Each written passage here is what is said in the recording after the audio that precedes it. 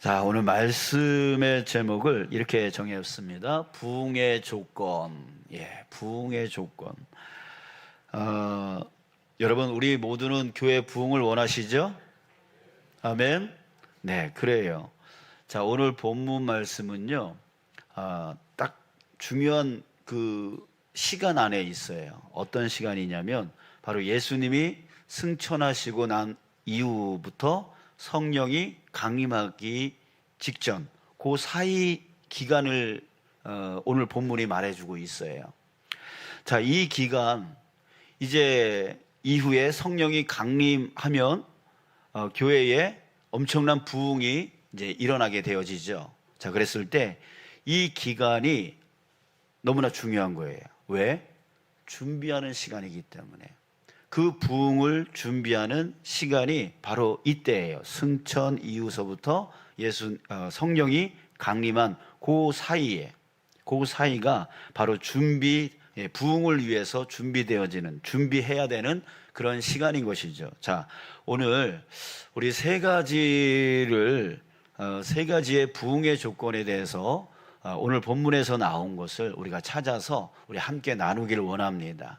자, 첫 번째 부흥은요, 부활하신 예수님을 만나야 시작된다라고 하는 거예요. 이건 당연한 말이죠. 예수님 없이 어떻게 부흥이 일어날 수 있겠어요? 또 부흥이 일어난들 무슨 소용이 있겠어요? 예수님하고 상관이 없다면, 그렇죠? 부흥은 바로 부활하신 예수님을 만나는 것부터 시작되어진다. 그 만남이 없으면 부흥이 일어날 수도 없고 일어나도 소용이 없다라고 하는 것입니다. 자, 예수님이 승천하신 후에 제자들이 한 자리에 모였습니다. 우리가 잘 알고 있는 마가다락방이라고 하는 곳에 함께 모였는데요. 13, 14절 보니까 들어가 그들이 유하는 다락방으로 올라가니 거기에 누가 있었는지 베드로, 요한, 야고보, 안드레와 빌립, 도마와 바돌로메, 마테와 알페오의 아들 야고보, 셀로신 시몬, 야고보의 아들 유다가 거기 있어 여자들과 예수의 어머니 마리아와 예수의 아우들과 더불어 마음을 같이하여 라고 돼 있어요. 자, 누가 있었습니까? 또 15절에 보니까 모인 무리의 수가 약 120명이나 되었다 이렇게 말하고 있습니다. 자, 거기에 보니까 예수님의 제자들이 있었어요. 그리고 여자들, 그동안 따라다녔던 여자들이 있었고, 그리고 거기에 예수님의 어머니 마리아도 있었고 예수님의 아우들도 있었습니다. 그리고 그 외에 예수님을 따르던 사람들이 다 한자리에 모였던 거예요. 여러분들, 이 사람들은 예수님의 그 십자가 사건 이후에 다 뿔뿔이 흩어졌던 사람들입니다. 흩어져서 자기 갔던 길로 갔던 사람들이에요. 왜? 붙잡히면 자기네들이 해를 당할까 봐 두려워서, 무서워서 이제는 예수님이 죽었다 생각해서 이제 소용이 없다, 우리가 모여서 뭐하냐 라고 하는 그런 생각으로 각자 고향으로 돌아가고 또 피신하고 도망가고 이렇게 다 뿔뿔이 흩어졌던 사람들이에요. 자, 그런데 이 사람들이 어떻게 다시 모일 수 있었느냐 이런 거죠. 어떻게 다시 모일 수 있었죠? 그 시점을 보면 알 수 있어요. 바로 예수님의 부활 이후에 그들이 한자리에 모였다는 거죠. 자, 만약 예수님의 부활이 없었다면, 또 그 부활하신 예수님을 만나지 못했다면 이 뿔뿔이 흩어졌던 사람들은 결코 그 한자리로 모이지 않았을 거란 말이에요. 특히 예수님의 아우들 한번 생각해 보세요. 이 아우들은 이전에 어떤 사람들이었냐면, 참 사실 그렇잖아요. 내 가족에게 전도하기가 가장 힘들잖아요. 그죠? 왜? 다 아니까. 자, 이 아우들도요, 믿기가 정말 힘들었던 사람이에요. 왜? 자기 형이 구원의 주님이래, 메시아래. 이게 믿겨질 수 있냐고요. 어렸을 때부터, 태어났을 때부터 엄마 뱃속서부터 이분이 내 형이었는데, 내 혈육의 형이었는데 이 사람이 바로 구주 그리스도라고 하는 거에 그게 믿겨질 수 있겠냐고요. 그래서 믿지 못하고 이 아우들은 예수님이 미쳤다고 생각을 했어요. 그래가지고 예수님이 어디 집에서 말씀 전하고 있을 때에 예수님 붙잡으러, 엄마하고 예수님 붙잡으러 왔었던 적도 있어요.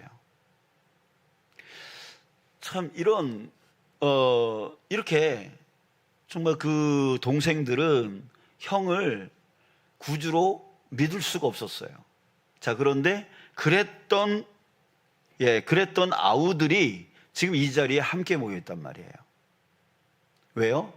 바로 예수님의 그 부활 사건, 그 부활한 예수님을 다시 만났을 때, 그때 그 혈육이라고 하는 그 관계가 끊어져 버렸어요. 그리고 바로 그 혈육의 형이 바로 그리스도다, 메시아다라고 하는 것을 깨닫게 되어진 거죠. 바로 예수님의 부활 사건, 그 부활하신 예수님을 다시 만났을 때 그들에게는 육적인 관계는 깨지고 영적인 관계로서 예수님을 구원의 주님으로 영접할 수 있었던 거예요. 이외에 다른 제자들도 역시 마찬가지예요. 각각의 이유로 다 흩어졌지만 부활하신 예수님을 만나고 다시금 이 자리에 모인 거고, 그 어머니 마리아도 그 부활한 예수를 보고 내 아들이 아닌 바로 구원의 주님으로 영접할 수 있었던 거예요. 자, 여러분, 이렇듯 예수님의 부활은 제자들의 삶을 완전히 바꿔버렸습니다. 극적으로 변화되는 전환점이 되어졌던 거예요. 예수님의 부활, 그 부활하신 예수님과의 만남, 이것이에요. 여러분, 우리도 역시 마찬가지예요. 우리에게도 그냥 머릿속에 예수님이 그런 분이래 라고 하는 그런 지식적인 믿음에서 우리는 벗어나야 되는 거예요. 벗어나서 실질적으로 부활하신 예수님, 그래서 나와 함께 역사하셔서 내 삶을 이끌어 나가시는 그 살아계신 예수님을 만나야 된다는 거예요. 그 만남이 있을 때 진정한 부흥이 시작되어질 수 있는 거예요. 여러분, 우리 역사는 예수님을 중심으로 해서 BC와 AD로 나눠집니다. 그렇죠? 그랬을 때 우리의 인생도 역시 마찬가지로 예수님을 만나기 전과 예수님을 만난 후, 이것이 바뀌어야 되는 거예요. 예수님을 만날 때, 살아계신 예수님을 만날 때 성경 속에 적혀있는 그 예수 말고 그 성경에서 말하고 있는 그 예수님을 내 삶 가운데 직접 만날 때, 살아계신 예수님을 만날 때 내 인생의 BC와 AD가 나눠지게 되어지는 거예요. 완전히 인생이 바뀌게 되어지는 거예요. 살아계신 주님이 나와 함께 계세요. 그 삶과 그냥 내 머릿속에 있는 지식적인 그런 예수님과는 천지차별인 거죠. 내가 어떤 위험 속에 있을 때, 내가 어떤 걱정 속에 있을 때, 내가 어떤 위험 속에 그렇게 있을 때에 살아계신 주님을 믿는 자와 그냥 머릿속에 지식으로 있는 그런 믿음을 갖고 있는 자는 천지차별인 거예요. 여러분들, 우리에게 바로 그 살아계신 예수님을 인격적으로 만나는 그 만남이 반드시 있어야 내 삶의 부흥이 일어나고 이 교회의 부흥이 일어날 줄 믿습니다. 아멘. 그래요. 이 뿔뿔이 흩어졌던 그 모든 사람들, 각자의 이유, 각자의 걱정, 각자의 근심 때문에 뿔뿔이 흩어졌던 그 모든 사람들이 그 한자리로 모일 수 있었던 것, 그것은 바로 예수님의 부활입니다. 부활하신 예수님을 만난 것입니다. 여러분, 우리가 진정 하나된 마음이 되어지고 하나가 되어진다는 것은 바로 여기에 있는 거예요. 다른 이유로는 우리가 하나 되어질 수 없어요. 바로 예수님을 만났기 때문에 우리가 하나 되어질 수 있는 거예요. 자, 한번 여러분들 우리 자신을 돌아봅시다. 나는 정말 머릿속에 있는 예수님을 믿고 있는지, 아니면 내 삶 가운데 역사하고 계시는 살아계신 그 예수님을 만나서 그 예수님이 나를 이끌어 주신다라고 하는 그 믿음으로 지금 살아가고 있는지를 다시 한번 살피시고 그 믿음 가운데로 나아가는 저와 여러분들 되어지길 주님의 이름으로 축복합니다. 여러분들, 우리 기도해야 돼요. 살아계신 주님을 만날 수 있게 해달라고 기도를 해야 되는 거예요. 자, 우리 두 번째로요, 부흥은 우리 마음이 하나 되고 합심하여 기도할 때 불타오른다. 합심하여 기도할 때 부흥이 일어나게 되어지는 거예요. 제자들은 사역을 시작하기 전에 모두 한 곳에 모여서 마음이 하나가 되었습니다. 14절에 봅니다. 우리 함께 읽을까요? 14절. 자, 시작. 여자들과 예수의 어머니 마리아와 예수의 아우들과 더불어 마음을 같이하여 오로지 기도에 힘쓰더라. 자, 이전에 제자들은 뿔뿔이 흩어졌었고 같이 있어도 마음이 딴 데 있었고 제각각 소원도 달랐어요. 예수님을 따라다니는 그 이유들이 각각 다 틀렸어요. 자, 그러나 이제는 그들의 몸과 마음과 심령이 하나가 되었습니다. 자, 왜? 바로 부활하신 예수님으로 하나가 된 거예요. 하나가 된 거예요. 그들은 모여서 앞으로 어떻게 할 것인가? 야, 우리 이제 어떻게 해야지? 어떻게 해야 되는 거지? 라고 하는 그런 서로의 생각과 서로의 계획들에 대해서 많이 말하고 싶었을 거예요. 자, 그러나 그들은 그런 말 하지 않았어요. 오직 뭐예요? 예수님이 말씀하신 거. 예수님이 뭘 말씀하셨죠? 성령이 임할 때까지 너희들은 기다려라. 이 말씀하셨잖아요. 그러니까 그 말씀 하나, 그러니까 주님의 뜻이죠. 주님의 뜻만을 위하여 하나가 되어진 거예요. 여러분들 지금 여기에 모여있는 분들의 모든 생각은 다 틀릴 거예요. 아유, 지금 빨리 집에 가고 싶은데, 아유, 피곤해 죽겠는데, 아유, 뭐 이러면서 각각의 생각들이 지금 다 틀릴 거란 말이에요. 그죠? 그러나 지금 이 사람들은 오로지 한 가지 생각밖에 없어요. 바로 예수님이 말씀하신 그 성령을 기다려라. 그러니까 결국은 우리가 하나 되어지는 것은 다른 걸로 하나 될 수가 없어요. 오로지 예수님의 뜻, 예수님의 뜻으로만 하나 되어질 수 있는 것이에요. 그래서 오직 예수님의 뜻으로 한마음 되어서 기도에 힘쓸 때, 그때 부흥이 일어날 수 있는 거예요. 자, 이 기도를 본문에서는 이렇게 말하고 있어요. 오로지 기도에 힘쓰더라. 자, 이걸 우리가 이렇게 표현할 수 있겠죠. 몰입기도, 전심기도, 한마음으로 하는 합심기도, 120명이 함께 하는 그 단체기도, 바로 기도합주회라고 할 수 있는 거예요. 기도합주회. 그 120명의 성도들이 마가다락방에 모여서 오로지 한 가지를 위해서, 그 한 가지는 뭐예요? 각자의 생각이에요? 각자의 바람이에요? 각자의 소원이에요? 아니에요. 오로지 한 가지, 바로 예수님의 뜻. 예수님의 뜻. 예수님의 뜻이 뭐였죠? 성령을 기다리라. 성령을 구하라. 이거예요. 그러니까 각자의 생각이 있을 거고, 각자의 계획이 있을 거고, 각자의 소원이 있을 건데, 이 모든 것을 내려놓고 오로지 예수님의 뜻을 위해서만 기도했다는 거예요. 이것을 위해서 전심으로 기도했다는 거예요. 몰입해서 기도했다는 거예요. 한 마음으로 기도했다는 거예요. 이게 바로 기도합주회였던 것이죠. 자, 여러분, 하나님께는 전심으로 드리는 기도가 통합니다. 예수님이 승천하신 후에 오순절까지의 그 10일 동안 이들은 오직 한 가지의 기도만 했던 거예요. 각자의 기도하지 않았어요. 한 가지 기도만 하면서 약속하신 하나님의 그 역사, 성령의 역사를 기다렸던 겁니다. 그 기다림과 기도 끝에 바로 오순절 성령 강림 사건이 일어났던 거예요.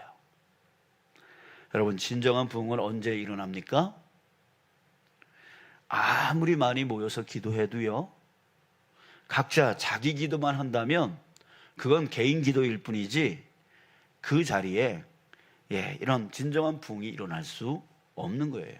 각자 나름대로 자기 소원만 기도하고 있으면 그 개인 기도이지, 그게 같이 모였다고 해서 합심 기도가 될 수 있겠습니까? 아닌 거죠. 합심 기도, 그것은 내 뜻이 아닌, 내 소원이 아닌 진정한 주님의 뜻, 주님이 원하시는 것, 그 원하시는 것이 무엇인지를 알고 한 마음으로 그 주님이 원하시는 것을 위하여 합심하여 기도할 때, 그때 진정한 부흥이 일어나게 되어지는 거예요. 자, 사랑하는 여러분, 저와 여러분들, 우리 교회가 바로 그런 기도 합주회를 할 수 있는 교회가 되어지길 원합니다. 개인 기도는 언제라도 할 수 있잖아요. 각자 개인적으로 할 수 있잖아요. 그랬을 때 하나님께서 우리를 한 공동체로, 이 주문진교회라고 하는 한 공동체로 모이게 해 주셨을 때에는 주님의 뜻을 이루라고 이 공동체를 만들어 주셨음을 믿습니다. 아멘. 그랬을 때 각자의 소원에 대한 그 기도 하지 말라는 건 아닙니다. 하셔야 됩니다. 그거는 각자 개인적으로 기도를 하시고, 우리가 함께 모여서 기도할 때는 각자의 기도보다는 정말 주님의 뜻이, 우리 주기도문에 하늘의 뜻이 이 땅에서도 이루어지이다라고 고백하고 있습니다. 그러니까 바로 그 뜻을 위하여 우리가 한 마음으로 전심하여 합심하여 기도해 나갈 때에 이 교회는 부흥되어질 거고 하나님의 뜻에 합당한 교회로 나아가게 되어질 것이라 저는 믿습니다. 아멘. 아멘. 자, 이제 우리 세 번째, 부흥은요, 조직이 잘 정비될 때 큰 힘을 받습니다. 그렇겠죠? 조직이 잘 정비되어지고, 온몸이, 그러니까 머리 대신 예수님, 우리는 몸된 주님의 교회라고 했어요. 그 몸이 오장육부가 잘 원활하게 돌아가고, 그 힘줄과 핏줄들이 잘 원활하게 자기 역할을 감당하여 나갈 때에 건강한 몸이 되어지듯이, 우리 교회도 조직이 잘 정비되어질 때에 그때 건강한 교회로서 부흥할 수 있는 것이겠죠. 자, 베드로의 눈에 보였어요. 뭐가 보였냐면 두 자리가 빈 것이 보였습니다. 그 하나의 자리는 뭐냐면 6월절 최후의 만찬 때와 비교해 봤을 때 누가 빠졌죠?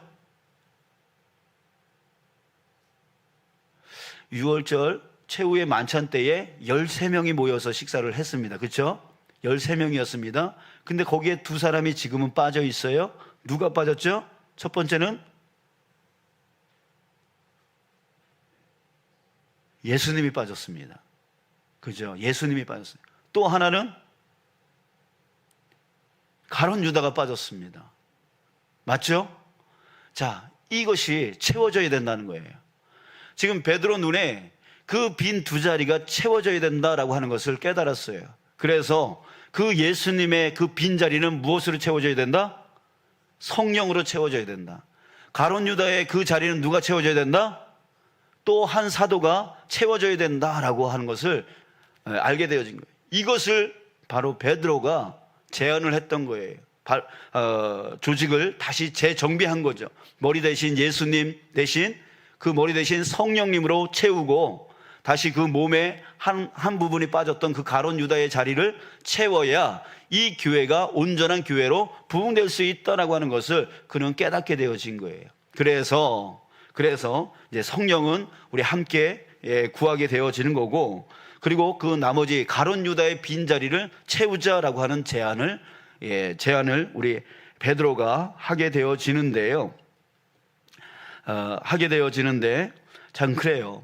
여기에 보면 베드로가 이런 말을 해요. 직무의 한 부분을 맡았던 자, 바로 가룟 유다에 대한 이야기를 하고 있는데, 그는 자기의 자기의 자리, 자기의 직분을 지키지 못한 사람이다, 이렇게 표현하고 있습니다. 자, 그래서 그의 자리는 황폐해졌고 사람이 살 수 없는 장막이 되었다, 이렇게 말하고 있어요. 자, 여러분, 그렇습니다. 자, 그래요. 교회에서 하나님이 주신 그 사명의 몫을 제대로 감당하지 못하게 되어지면 그 자리는 어떤 자리가 되어지냐면 황폐한 자리가 되어진다는 거예요. 자신의 그 사명, 자신에게 맡겨진 그 직분을 잘 감당하지 못하면 그 자리는 황폐한 자리가 되어진다는 거예요. 그 자리를 메꿔야 돼요. 그 자리에서 일꾼 되어질 사람을 채워야 된다. 그럴 때 부흥할 수 있다라고 말하고 있는 거예요. 자, 그러면 어떤 자를 세워야 될까요? 자, 베드로는 한 가지 조건을 제시하고 있습니다. 22절에 보니까 뭐라 그래요?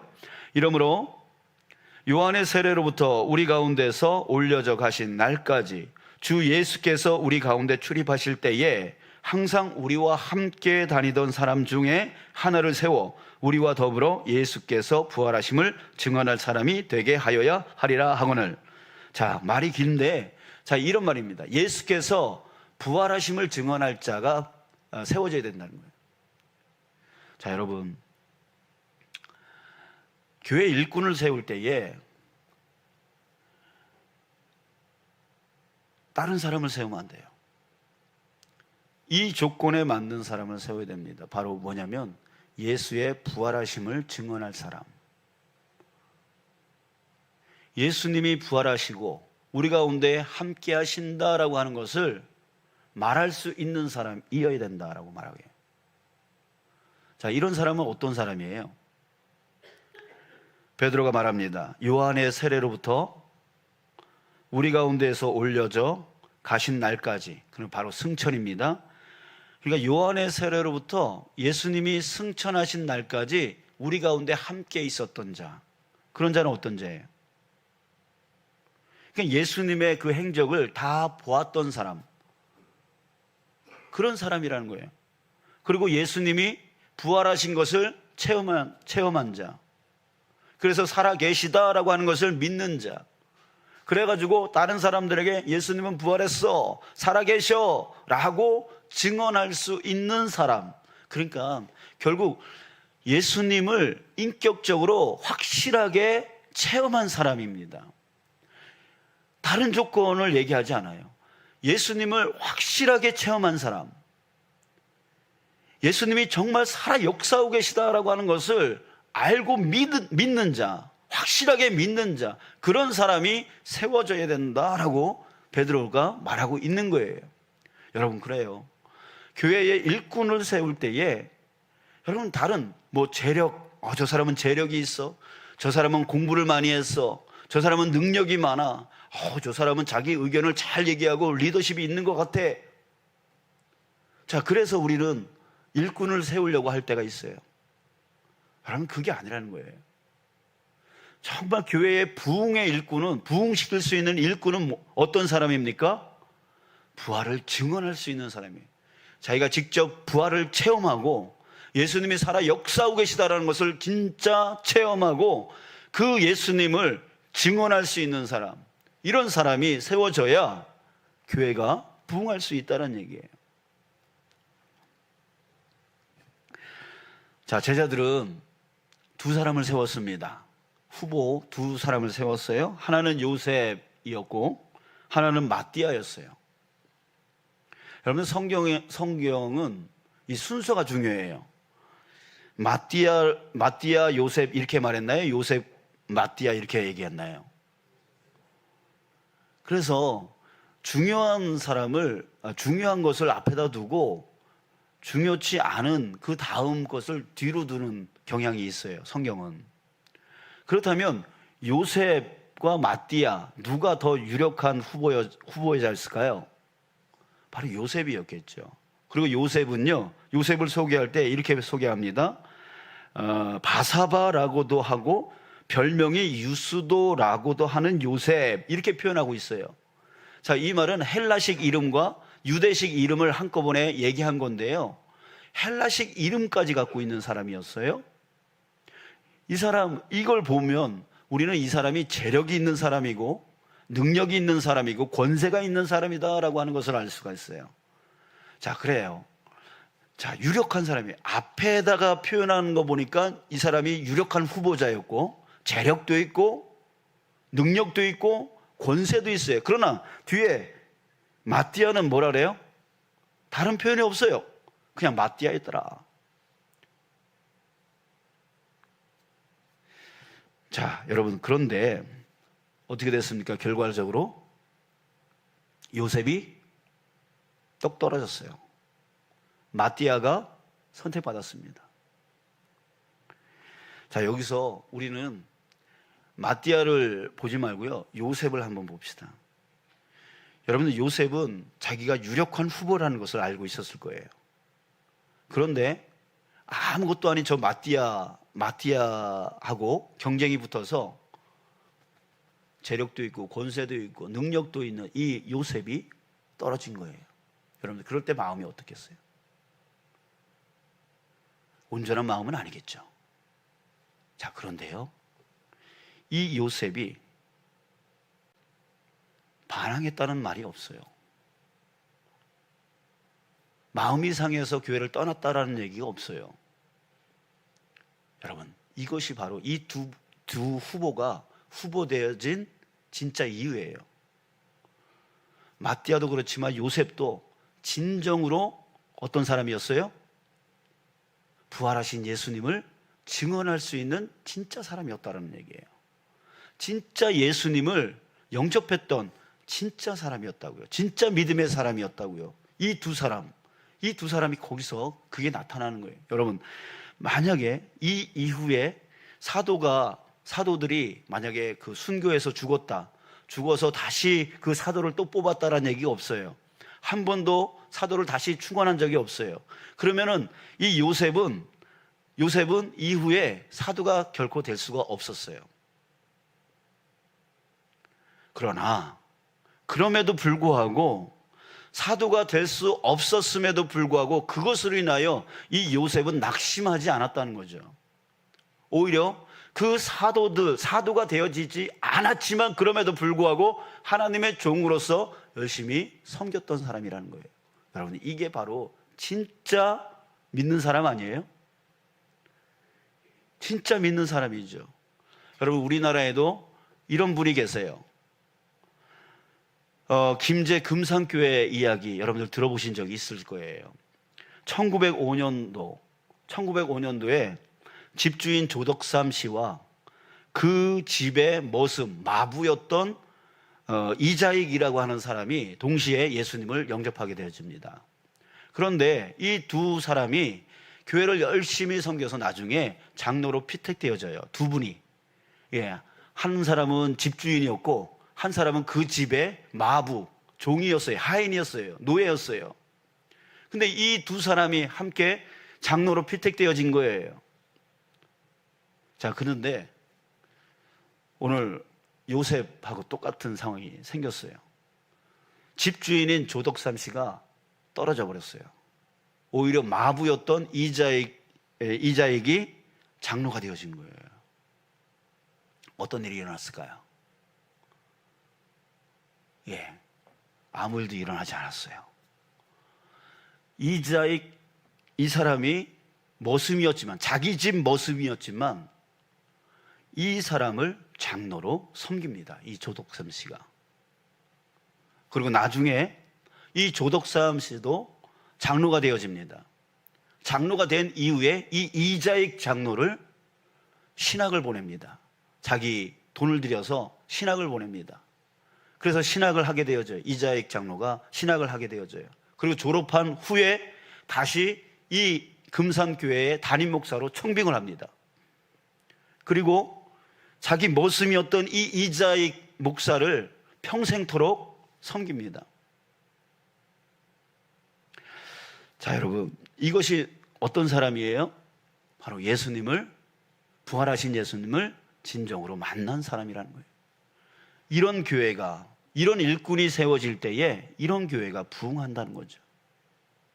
바로 요셉, 권력이 있었고 능력이 있었고 재력이 있었고 누구보다도 마띠아보다 더 사도 같은, 인간적인 눈으로 보면 더 사도로서 쓰임 받을 것만 같은 그 요셉. 그러나 그 사도가 되어지지 않았더라도 그는 주님께서 나를 인도하시고 주님께서 저 마띠아를 택하셔서 주님께서 저 사람을 쓰신다라고 하는 진정한 믿음이 있었기 때문에 그는 또 다른 자리에서 열심으로 섬겨나가는 그런 역할을 했던 거죠. 여러분, 저와 여러분들이 맡은 그 자리는 바로 주님께서 여러분들에게 맡겨주신 것인 줄 믿습니다. 아멘. 정말 부활하신 예수님을 믿는다면 바로 내 한 자리 한 자리가 내가 이런 가정으로, 이런 직장으로 가게 되어진 그 모든 것이 바로 살아계신 그 주님께서 나를 인도해 주신 그 자리인 것을, 그 자리를 주님께서 맡겨주신 거예요. 저 사람은 나보다 높은 자리일지라도 그와 상관없이 나한테 맡겨진 이 자리가 주님이 나에게 맡겨주신 자리다 라고 하는 것을 진정으로 믿는 사람, 그런 사람이 바로 진정한 일꾼이 되어질 수 있는 거고, 그런 사람들이 바로 교회를 부흥시킬 수 있는 거예요. 사랑하는 여러분, 여러분들이 바로 그런 자들이에요. 그런 자리예요. 주님께서 여러분들에게 맡겨주신 자리입니다. 그 자리가 중요하든 중요하지 않든 높은 자리든 낮은 자리든 상관없이 여러분 주님이 정말 살아계신 주님이 나에게 맡겨주신 그 자리에서 우리 충성해 나가는 것, 그것이 바로 부흥의 조건인 거예요. 사랑하는 여러분, 다시 한번 정리합니다. 첫 번째로 부흥은 부활하신 예수님을 만나야 시작됩니다. 혹이라도 우리 가운데 아직 나는 예수님을 잘 모르겠습니다. 예수님이 살아계시고 예수님이 나와 함께 하시고 나를 도우시고 이끌어 주신다라고 하는 것을 잘 못 믿겠습니다라고 하시는 분들은 오늘 이 시간에 우리 기도하기를 원합니다. 주님을 만나기를 원합니다. 살아계신 주님을 만나기를 원합니다. 지식적인 주님이 아니라 살아계신 주님을 만나기를 원합니다. 우리 구하는 저와 여러분들 됐으면 좋겠고요. 두 번째로 부흥은 우리 마음이 예수님의 뜻으로 하나 되고 합심하여 기도할 때 불타오른다. 우리의 개인 기도는 개인적으로 하시고 우리가 합심하여 함께 모여서 내 뜻이 아닌 주님의 뜻이 이루어지길 위하여 우리 교회가 정말 기도 합주회가 온전히 이루어질 때 그때 우리 교회는 부흥할 수 있다. 저는 그래서 정말 우리 일주일 동안의 모든 예배와 모든 기도회를 합쳐서 가장 중요한 시간은 다 중요하지만 가장 중요한 시간은 바로 금요 기도의 시간이라고 저는 믿습니다. 왜요? 그 시간에 우리의 개인적인 모든 기도를 다 내려놓고 주님의 뜻, 주님이 이 교회를 통하여 이루고자 하는 것, 주님이 이 세상에 이루고자 하는 것을 위해서 우리가 그것을 합심하여 기도 합주회를 하는 그 시간이 정말 하나님의 뜻이 이루어지는 가장 중요한 시간이 아니냐라고 저는 믿습니다. 여러분들, 그래서 여러분들이 그 기도 합주회에 함께하기를 원하는 것이에요. 내 개인 기도 시간이 아니라고 모일 필요성이 없다. 난 그 기도에 나갈 필요성이 없다라고 그렇게 생각하지 마시고 우리 정말 주님의 뜻이 이 교회를 통하여 온전히 이루어지길 위해서 정말 그 시간에 우리가 합심하여 전심으로 기도할 수 있는 그 시간이 되어졌으면 좋겠습니다. 세 번째는 부흥은 사람을 잘 세워야 된다. 사람을 잘 세워야 된다. 어떤 사람?